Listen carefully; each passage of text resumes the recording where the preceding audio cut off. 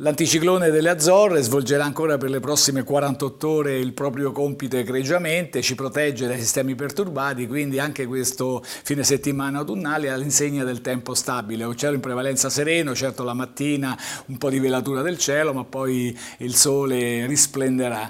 Diciamo da lunedì, da domenica sera, l'anticiclone tenderà a ritirarsi, quindi avranno la meglio correnti stabili, i cui effetti saranno evidenti proprio lunedì, con un netto peggioramento e con delle precipitazioni che non saranno abbondanti, però si faranno sentire. Martedì, ecco, inizialmente ancora un po' di instabilità e poi ancora una settimana di autunno con tempo veramente piacevole. Comunque per questo fine settimana i venti saranno deboli di direzione variabile, le temperature sono calate in queste ultime ore le minime, però tenderanno a riaumentare, a portarci sui 15-16 gradi. Le massime 21, 22, 23 gradi, ma poi dopo martedì ricresceranno di nuovo, comunque saranno nelle medie mensili, nelle medie di questo periodo, quindi 23, 24, 25 gradi.